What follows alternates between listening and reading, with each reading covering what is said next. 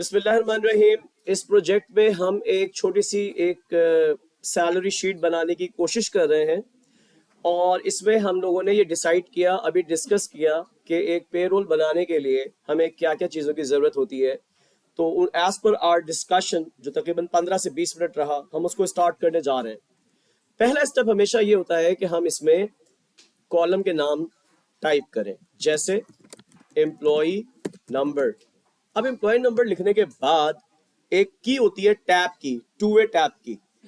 Tab की होती है शिफ्ट कैप्स लॉक के ऊपर। कैप्स लॉक के ऊपर मैंने टैब का बटन दबाया, मेरा कर्सर सेल पॉइंटर अगले सेल पे मूव हो गया। इसके बाद मुझे सिर्फ और सिर्फ चाहिए एम्प्लॉय नेम। मैंने यहां लिख दिया नेम, बिकॉज एम्प्लॉय नेम लिख दिया। एम्प्लॉय नेम के बाद फिर टैब का बटन दबाया, फिर मैंने रियलाइज किया, अरे यार मुझे यहां लिखना था नेम ऑफ एम्प्लॉय। तो अब पीछे आने के लिए क्या माउस पॉइंटर का इस्तेमाल करूंगा? नहीं, शॉर्टकट शिफ्ट और टैब को जब एक साथ दबाऊंगा तो टैब की आगे जाने के बजाय पीछे जाएगी। शॉर्टकट, पहला शॉर्टकट, लिस्ट मेंटेन होनी चाहिए। Shift plus tab, right to left. Shift plus tab means cursor is going to move from right to left. और बाय डिफॉल्ट टैब की कैसे चलती है? Left to right. बात समझ में आ रही है? मैं तेजी के साथ नहीं जा रहा। टैब की प्रेस करने पर कर्सर आपका कहां से कहां मूव करता है? Left to right. लेकिन अगर शिफ्ट का बटन दबाकर आप टैब दबाओगे सो इसका ऑपोजिट हो जाएगा, राइट टू लेफ्ट। अब आप यहां पर आने के बाद लिख दें एम्प्लॉय नेम, फिर टैब का बटन दबाया। अब यहां मैं लिखा डेट ऑफ बर्थ। आप एक चीज नोट कर रहे होंगे कि मैं सिर्फ हेडिंग पे हेडिंग टाइप करके टैप किए जाए आगे जा रहा हूं और वो कोई भी कॉलम अपनी विड्थ के एतबार से पूरा नहीं आ रहा। Don't worry, we have a shortcut for it, we will take care of it later on, but काम करते जाओ। डेट ऑफ बर्थ के बाद हमने क्या किया था? हमने कहा था कि उसकी डेजिग्नेशन क्या है। डेजिग्नेशन के बाद टैब के बाद हमने कहा कि उसका डिपार्टमेंट क्या है। उसके बाद हमने यहाँ ये कहा कि उसकी बेसिक सैलरी क्या है। बेसिक सैलरी के बाद कॉलम बनाया कि उसका हाउस रेंट क्या है। टैब का बटन दबाए जा रहा हूं मैं। फिर मैंने कहा कि उसकी यूटिलिटीज क्या है।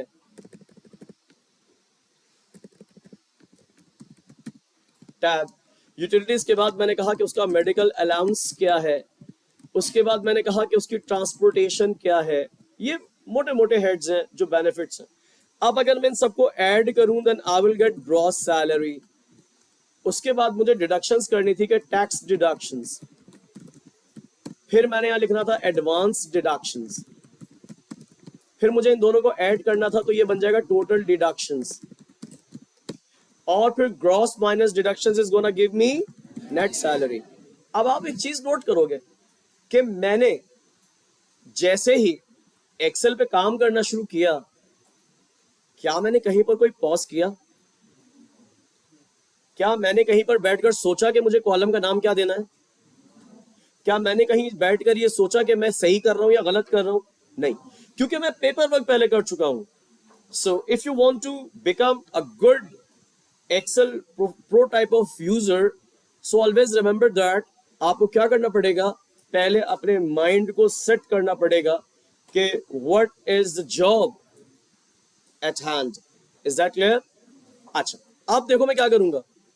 शॉर्टकट्स की कहानी चल रही है। And now what I am gonna do, listen and look at here. मैंने कंट्रोल और लेफ्ट एरो का बटन दबाया और वेट किया।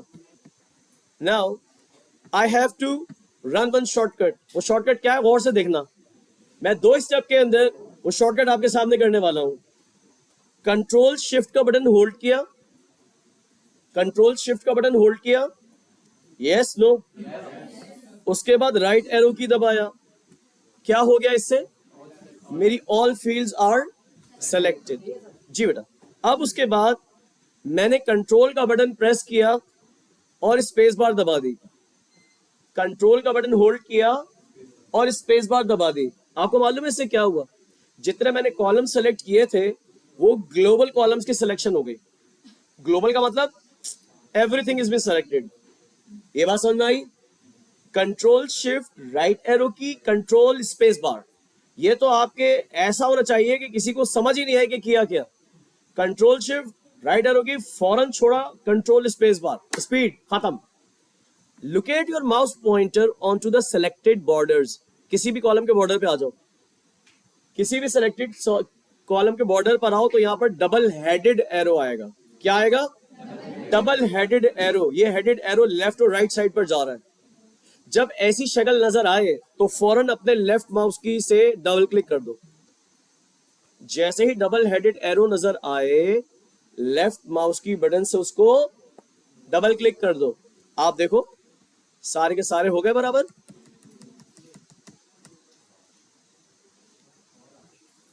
अब क्या हुआ कि ये मुझे सच अच्छा लग रहा है, इज गुड, बट स्टिल यार मुझे ये फील होता है कि इधर से यहां से ये जितने भी कॉलम्स हैं, ये सारे के सारे कॉलम्स 2 लाइनों में आने चाहिए, मल्टी लाइन में आने चाहिए। मतलब इन सब में मुझे वैल्यूज डालनी है और इन सब की वैल्यूज मुझे कम से कम इतने सेल के लिए रिक्वायर्ड काफी है। सही है। सो अगर मैंने इसके सेल को छोटा किया सिलेक्शन करके, सो सारे के सारे सेल छोटे हो गए। बट द प्रॉब्लम इज कि now I am not able to read कि इनकी टोटल हेडिंग क्या है। आप समझे मैंने क्या किया? अब इनको सेलेक्ट करने के बाद देखो यहाँ ऊपर एक ऑप्शन आ रहा है wrap text, WRAP, wrap text. Wrap text क्या करेगा कि कॉलम की विड्थ को चेंज नहीं करेगा, बल्कि उसके अंदर उसको सेकंड लाइन पर ले जाएगा। ऐसे देखा आपने? अब हम इस पोजीशन पर आने के बाद अब हम क्या करने वाले हैं? अब हम करेंगे ये कि इसको सेलेक्ट करने के बाद इसको हम सेंटर लाइन करेंगे हॉरिजॉन्टली एंड वर्टिकली, और कुछ थोड़ा बहुत हम देखेंगे कि यूटिलिटीज को थोड़ा सा बड़ा कर दें ताकि कॉलम में सही आ जाए। मेडिकल अलाउंस में इसको शायद थोड़ा सा बड़ा कर दें ताकि एडजस्टमेंट बने। अलाउंस को पूरा लिखने के बजाय ALLOW करके लिख देंगे ताकि हमारे पास कुछ स्पेस कंसिस्टेंट आ जाए। ट्रांसपोर्टेशन में खाली ट्रांसपोर्ट लिख देते हैं, ठीक है, और इसको भी हम थोड़ा सा बड़ा कर देते हैं। आर यू गेटिंग इट और नॉट? तो आके आपके पास एक ग्रॉस सैलरी ठीक आ रही है, और यहाँ पर टैक्स डिडक्शंस की जगह हम सिर्फ DED लिख देते हैं। We can understand that DED means deductions. Advance को पूरा लिखने के बजाय ADV लिख देते हैं। ये सारी चीजें बड़े काम की है भाई, इनको लिखना जरूरी है, और इनकी जगह हम सिर्फ DED लिख देते हैं। So it is making sense. Total deductions का मतलब है कि DED is okay. We can understand that these are deductions and net salary. Now they are making sense. आप देख रहे हो कि मैं कितना जल्दी सेलेक्ट कर रहा हूं। अब मैंने पूरे कॉलम को सेलेक्ट करना है तो मैंने शिफ्ट स्पेस बार का बटन दबाया, all entire row is selected. Control sorry shift और स्पेस बार, शिफ्ट और स्पेस बार से रो सेलेक्ट होती है, कंट्रोल और स्पेस बार से कॉलम सेलेक्ट होता है। I repeat, shift plus space bar row selection, control plus space bar column selection. So दोबारा मैंने शिफ्ट स्पेस बार से सेलेक्ट किया और इन सबको मैंने सेंटर अलाइन कर दिया ताकि ये मुझे दिखने में भले लगे। Now you can see control space bar and shift space bar. आप घर में बैठ के जितनी बार दबाएंगे आपको पता चल जाएगा कि विच शॉर्टकट की is for what. So do not worry about it, experience is a good teacher. चले जी, अब हम यहाँ पर एम्प्लॉय नंबर डाल देते हैं। फॉर एग्जाम्पल एम्प्लॉय नंबर डालते हैं। अब हमारा काम यहाँ से शुरू होने वाला है, बड़ा इंपॉर्टेंट। हमें ये चीज डिसाइड करनी पड़ेगी कि हाउस रेंट बेसिक सैलरी का कितना % होता है, ये हमें गिवन होता है। तो इससे पहले हमें ऊपर एक अदद रो इंसर्ट करनी है, ठीक है। शिफ्ट स्पेस बार किया मैंने, ऑल्ट का बटन दबाया और मुझे करना है इंसर्ट रो। क्या करना है? इंसर्ट। इंसर्ट किससे शुरू होता है? अल्फाबेट से। और रो किससे होता है? Alt IR।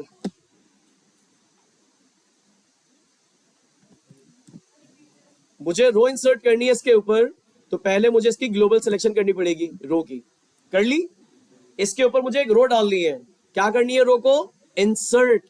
तो मैंने ऑल्ट का बटन दबा लिया, ALT का बटन दबाए रखा, और IR। ऑल्ट IR का मतलब क्या है? Insert row. तो अब आप कहोगे सर अगर हमें कॉलम इंसर्ट करना हो, मैं कहूँगा कोई बात नहीं, कंट्रोल स्पेस बार करो, इन alt IC insert column, IC insert column. IR, insert row. I hope that you are getting it. अल्हम्दुलिल्लाह। चले, ये रो मैंने इसलिए इंसर्ट की कि मैं यहां आपको बताना चाहता हूं कि house rent is 45% of basic, ठीक। यूटिलिटीज आर 35% ऑफ सैलरी, ठीक। और बाज जगहों पर ये 40% भी होता है। कितना हो गया? 75। 15% is for medical allowance and 10% is for transportation. अगर मैं शिफ्ट का बटन दबा के इन सबको सेलेक्ट करूं तो मेरे बॉटम पे, जो कि आपको नजर नहीं आ रहा, मैं दिखाता हूं, नहीं आ रहा, यहां आप देखें। अच्छा,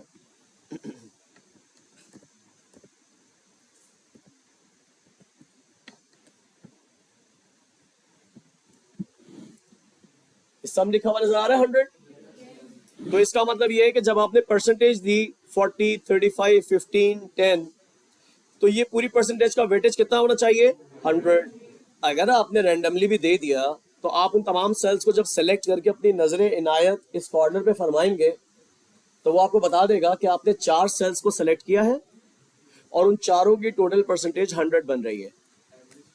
एवरेज तो हमें कोई लेना देना नहीं है। अब हम यहाँ आते हैं दोबारा, और यहाँ आने के बाद आपको समझाने के लिए मैं इस 40 को कर देता हूँ 20, और दोबारा इसको सेलेक्ट करके यहाँ बॉटम पे जाता हूँ। अब बताओ कितना आ रहा है यहाँ पर?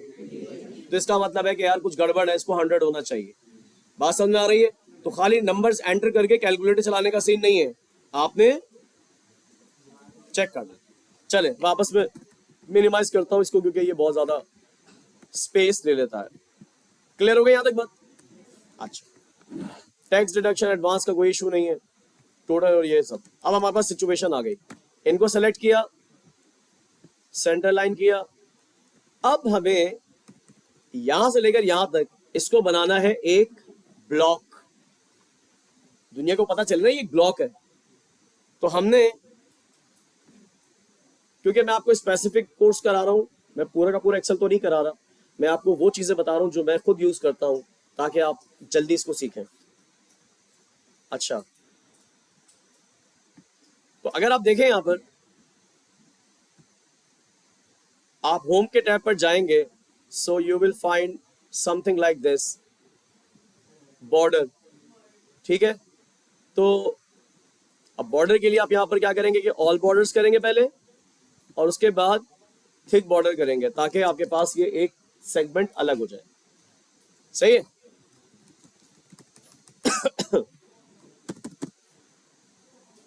शॉर्टकट बताने लगाऊं, एक ही रवानी में बोलूंगा क्योंकि मुझे खुद याद नहीं है, मैं खाली हाथ से करता हूं। तो Alt-HBA, Alt-H plus B for boy plus A, HBA। पहले लिखो फिर बताऊंगा क्या है ये। HBA, H for Henry, B for boy, A for पता ही होगा, इसके अलावा भी ठीक है। सो HBA ने किया क्या? HBA ने कहा कि होम मेन्यू पे जाओ, H stands for home, B stands for border and A stands for all border. समझ में आई बात? Alt-HBA। लेकिन अगर मुझे यहां से इन सबको गायब करना है तो Alt-HBN, होम, बॉर्डर, नन। जितने भी बॉर्डर्स होंगे वो सारे के सारे खाली कर देगा। So what is the shortcut to apply a border? Alt-HBA, HBA हो गया। और मुझे इस बॉर्डर को करना है थिक, तो तुक्का लगाइए, Alt-HBT, HBT, ठीक हो गया। तो अगर यही काम आप माउस से करेंगे तो एफर्ट है यार। Alt-HBA, Alt-HBT, Alt-HBN, ये शॉर्टकट क्लियर हो गया। I am going to use the same shortcut, series of shortcuts in front of you here. अब ये दो, यहां से लेकर यहां तक, ये जो सेल्स हैं, इनको पहले मैं क्या करूंगा? बॉर्डर अप्लाई करूंगा। कैसे करूं बताएं? HBA और Alt-HBT लग गया। आखिरी वाले पे भी ऑल्ट HBA HBT, खत्म कहानी। इन्होंने क्या बिगाड़ा है, इनको भी लगा दो यहाँ पर ऑल्ट HBA HBT। बताओ मुझे, ये फॉर्मेटिंग करने में कोई देर लगी? और बहुत सिस्टमैटिक अप्रोच से हमने 3 स्टेप्स के अंदर, 4 स्टेप्स के अंदर हमने अपने कॉलम्स की हेडिंग्स बना ली। हेडिंग्स बनाने का मतलब है कि we are very much in. अब हम यहाँ पर सिर्फ एक एम्प्लॉई के लिए फॉर्मूलाज लगाने वाले हैं और उसके बाद उस फॉर्मूला को हम RCR के तहत, क्या था RCR, रिलेटिव सेल रेफरेंस के तहत कॉपी पेस्ट कर देंगे। अल्लाह अल्लाह खैर सल्ला, पे स्लिप बन गई। इतनी मुश्किल तो नहीं थी। चलो यहाँ पर एम्प्लॉय नंबर डाल देते हैं हम, सपोज E123, एक ही का काम करते हैं। एम्प्लॉय नेम लेते हैं हम यहाँ पर अफरा सयाब, SYAB और IAB, AB। आगे भाई हम जॉइंट वेंचर की बात नहीं कर रहे। अफरा अली, अफरा सयाब अली, एम आई राइट? अब हमें डेट ऑफ बर्थ हम यहाँ पर अच्छा हाँ, अब डेट का शॉर्टकट, डेट का shortcut control semicolon, control semicolon और एंटर, डेट आ गई।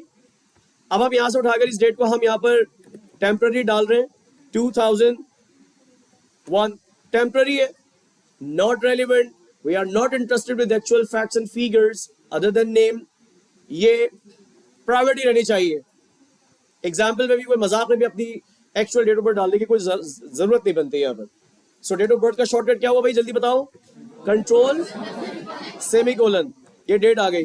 अभी हमें जो सब चीजें बताएंगे कि इसकी तरतीब कैसे चेंज करनी है। यार ये डेट बिल्कुल सही नहीं आ रही, ये डेट मुझे ऐसे नहीं चाहिए, ये डेट मुझे चाहिए 01 या 02 FEB और फिर 2001। शॉर्टकट बता रहा हूं, Ctrl+1, क्या प्रेस किया? Ctrl+1। ये डेट पे ऑलरेडी है, डेट के ऊपर ऑलरेडी है, मैं इसको मैक्सिमाइज कर रहा हूं सिर्फ आपके व्यू के लिए। आई hope that everyone can see it.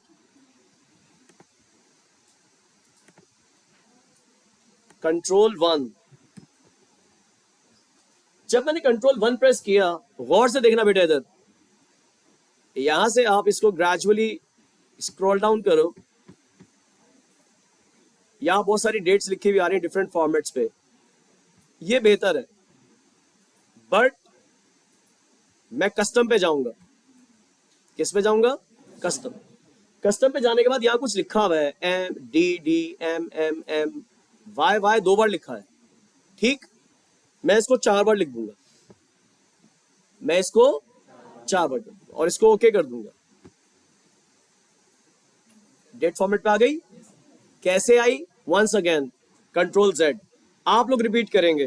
पहले यहां पर डेट पर आया, Ctrl+, क्लियर हो गया। डेट पर ही जो कुछ भी डला हुआ है ये मेरे मतलब का नहीं है। सो वेयर शुड आई गो?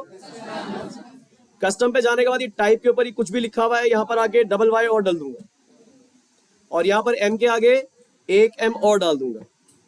जब मैं एक बार M लिखता हूं तो वहां सिर्फ 1 2 3 4 मंथ का नाम लिखा आता है।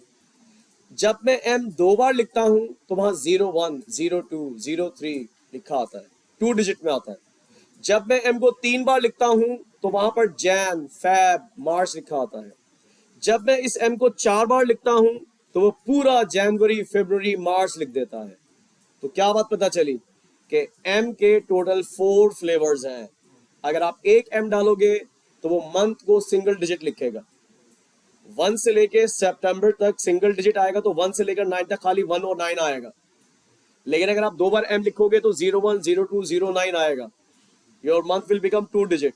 अगर 3 टाइम्स लिखोगे तो वो स्टार्टिंग 3 कैरेक्टर्स लिख के देगा मंथ के, और अगर आप 4 बार लिखोगे तो वो पूरा मंथ का नाम लिख के देगा। कोई मंथ चला चाहे 5 बार लिख दे तो फिर कुछ भी लिखा हुआ सही नहीं आएगा। बेहतर है कि 4 पे ही इक्तफा किया जाए, 3 पे इक्तफा किया जाए। सही है? Is that clear? चलो जी, इसी तरह से अगर मैं ये चाहता हूं कि इसके साथ उस एम्प्लॉई का डे भी लिखा हुआ है, डे किस दिन पैदा हुआ था, तो देखो एक बार डी लिखा मैंने, सो 02 लिखा आ रहा है। 2 बार डी लिखा तो 02 लिखा आ रहा है। तीसरी बार डी लिखा तो फ्राइडे का FRI आ गया, और 4 टाइम्स लिखूंगा तो फ्राइडे। है काम की चीज। लोगों को इंप्रेस करने के लिए रियलिस्टिक अप्रोच है, टू द पॉइंट, ना लेफ्ट ना राइट। चलो हम यहां से इसको फिलहाल अभी हटा देते हैं, हमारे मकसद में शामिल नहीं थी, आपको नॉलेज देनी थी। चले जी, गेट बैक। डेजिग्नेशन हमने यहाँ पर डाल दी IT मैनेजर, क्योंकि कोर्स ही आई है। डिपार्टमेंट डाल दिया IT, चलेगा। अब सुनो, यहां से कार्रवाई करने लगा हूं मैं जबरदस्त किस्म की, और आप लोगों का फोकस ऐसा चाहिए मुझे कि बस कमाल हो जाए। इस बंदे की बेसिक सैलरी हमने डिसाइड की है 50,000।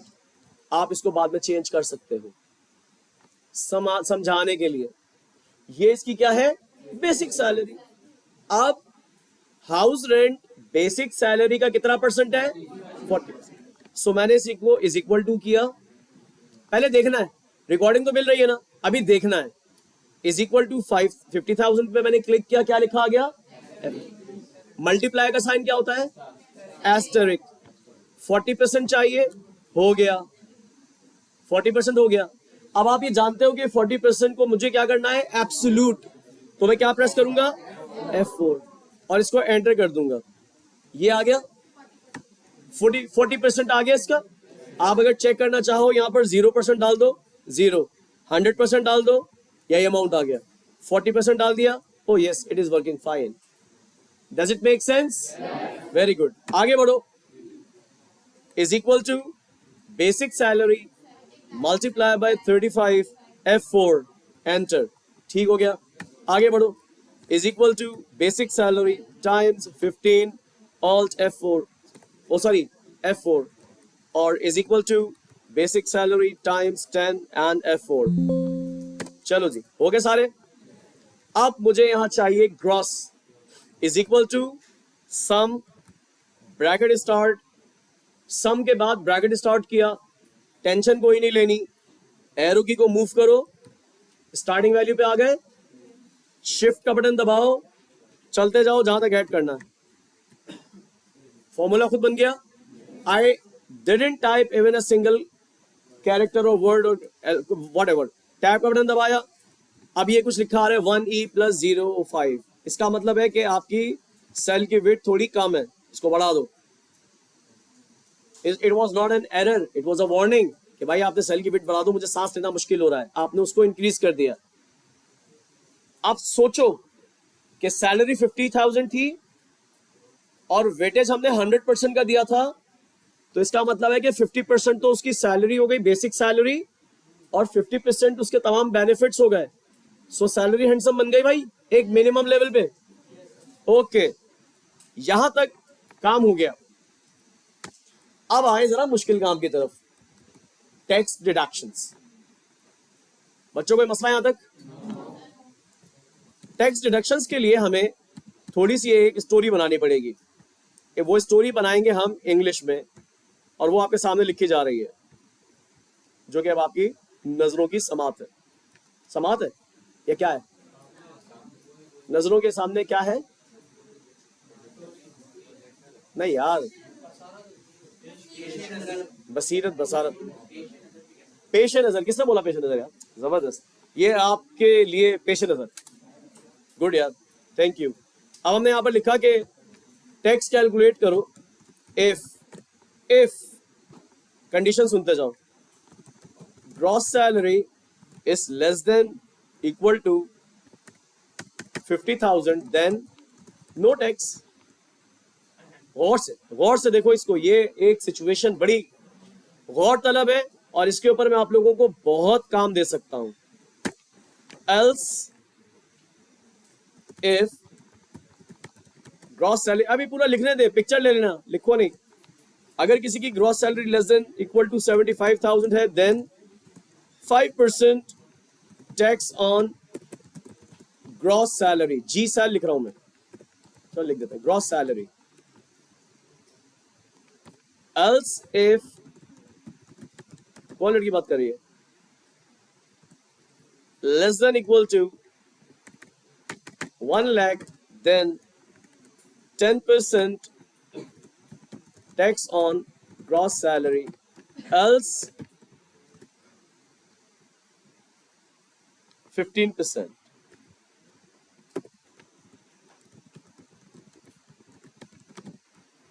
सिचुएशन याद रहेगी आपको ये? जी, समझाने के लिए लिखिए बेटा, ये बात समझाने के लिए लिखिए, और आपको ये चीज समझानी है और इससे ज्यादा इसको लेवल पे लेके भी जाना है. सो अब मैं आपको इसकी सिचुएशन जो है वो इम्प्लीमेंट करके दिखाता हूं, और अब आप इसकी इम्प्लीमेंटेशन की तरफ नजर रखेंगे. You are 1 hour late in my class, which is not a good sign, both of you guys. You have entered in my class 1 hour late, which is not good.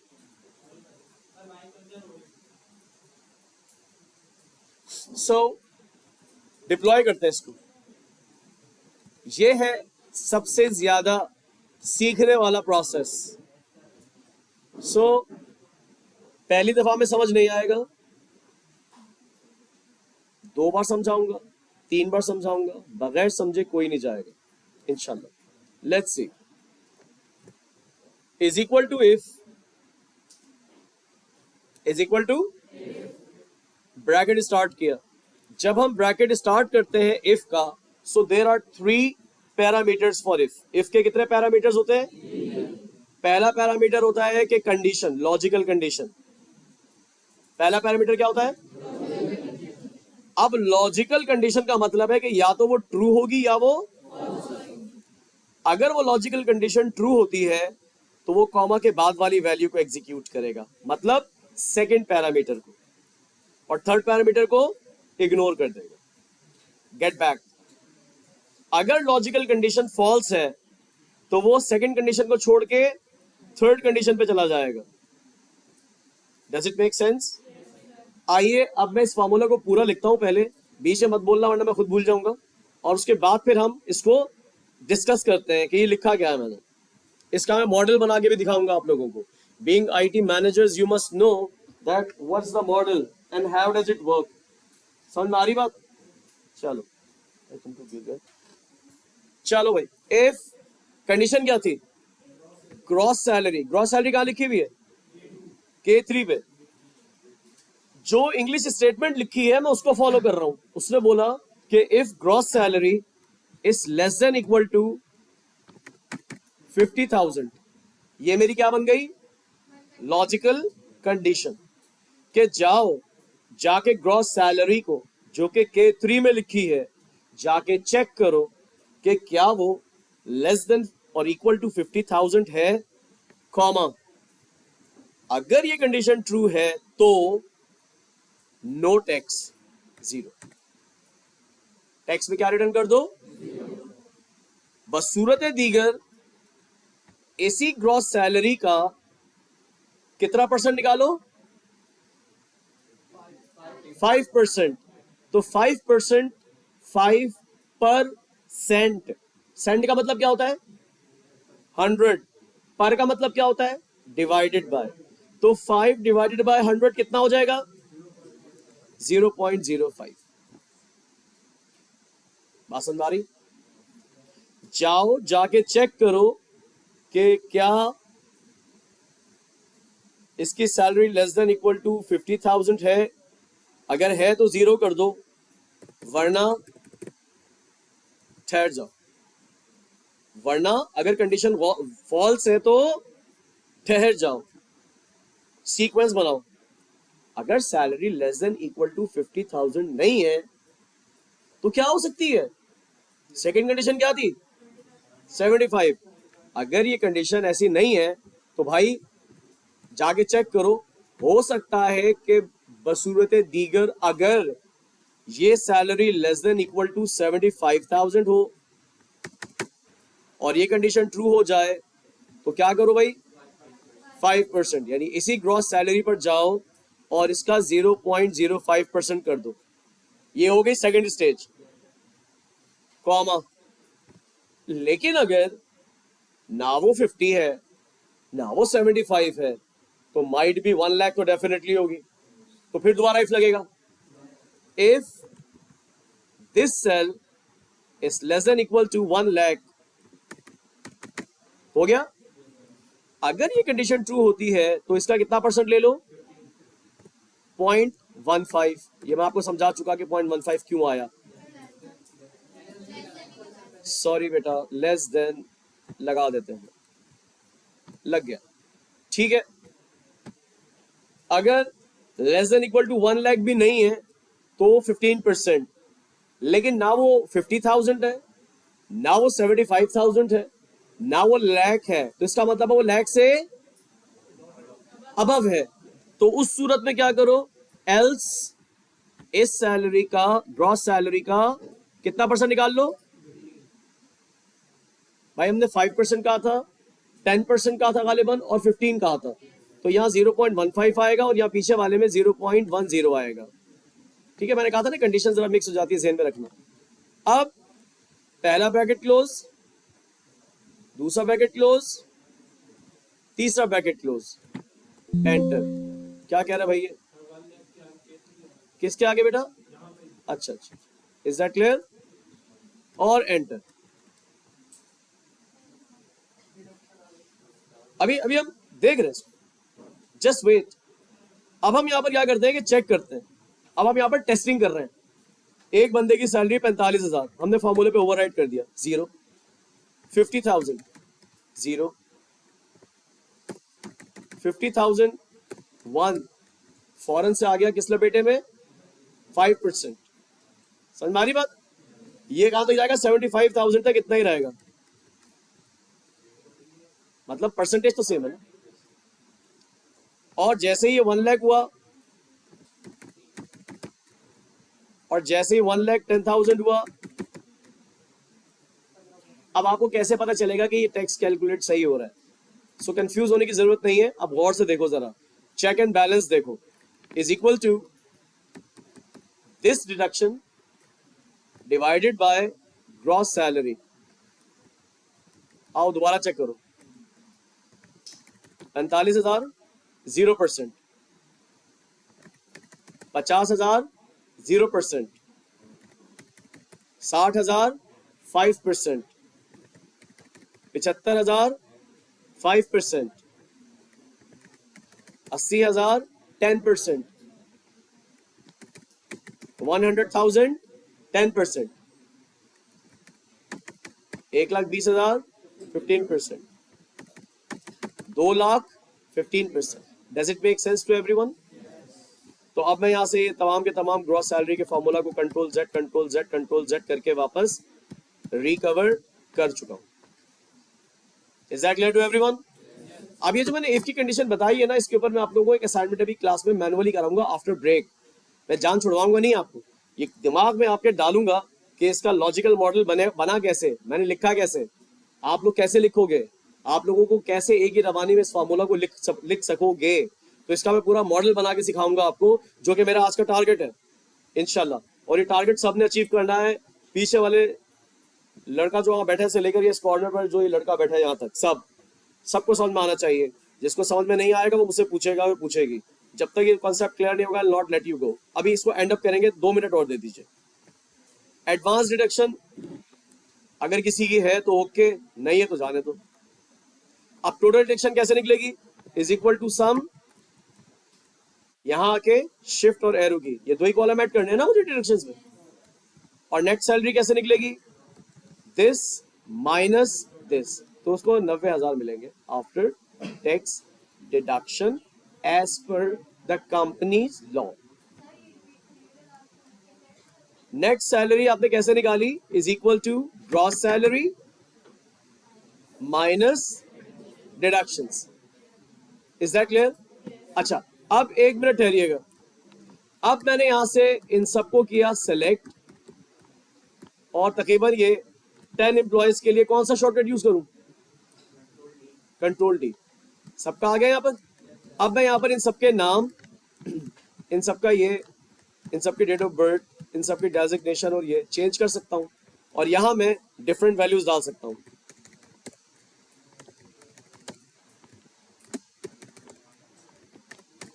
जितना भी डाल दो, बाकी मैं इंटरेस्टेड नहीं हूं क्योंकि टाइम जाया हो रहा है। अब हर एक के लिए हर चीज कैलकुलेट होके आ गई। अभी इसमें भी कुछ थोड़े से मसले मसाइल हैं, मतलब मैं तमाम की तमाम वैल्यूज को कॉमा सेपरेटेड देखना चाहता हूं। सो कॉमा पे सिलेक्ट किया और नंबर ऑफ डेसिमल्स को यहां से रिमूव कर दिया। So I am getting these channel signs. इस चैनल साइन का मतलब ये है कि ये सारे के सारे सेल्स विड्थ इनकी थोड़ी सी कम है, तो मैंने यहाँ पर आके हल्का सा इसको आगे पीछे मूव किया, सबकी कॉलम विड्थ एक जैसी हो गई। I hope that you are able to understand that. अब मैंने ये किया कि यहां से लेकर और यहां तक इसके बैकग्राउंड कलर को थोड़ा सा चेंज कर दिया और ऑल्ट HBA, इन दोनों में डिडक्शंस हो रही हैं यहां तक, सो इसको ऑल्ट HBA किया और इसको मैंने थोड़ा सा रेड कर दिया बैकग्राउंड। और ये मेरी नेट सैलरी है, ऑल्ट HBA, सॉरी कोई बात नहीं, alt HBA HBT as well, और इसको मैंने ग्रीन कर दिया as per colour code. It tells a lot to me. ये बन गई आपकी पेज स्लिप। हम यहाँ पर किसी का भी नाम कुछ भी डाल सकते हैं, तो हमने फिलहाल इन्हीं को ही डालने दिया, alt HBA and control D। समझ में आ रही बात? मुझे बताइए, क्या ये मुश्किल था? क्या मैं, हाँ बिल्कुल थोड़ा बहुत मुश्किल होगा। और ये चीज जो मैंने यहाँ रखी है, इसको अगर मैं चाहूं लोगों की नजर से छुपा सकता हूं। ये मैंने किया ना, आई नो इट। मैंने अब यहाँ कंट्रोल 9 किया। अब किसी को क्या पता,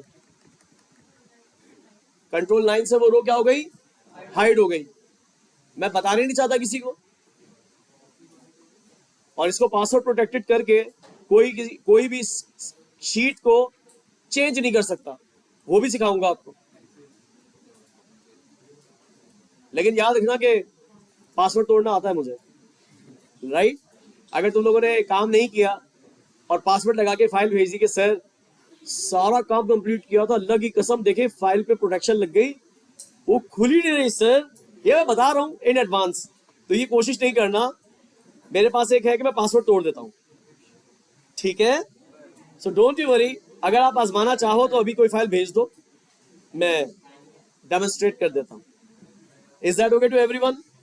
यहां पर ये रिकॉर्डिंग रोक दूं? बता दे। अच्छा, वापस कैसे आएगी वो?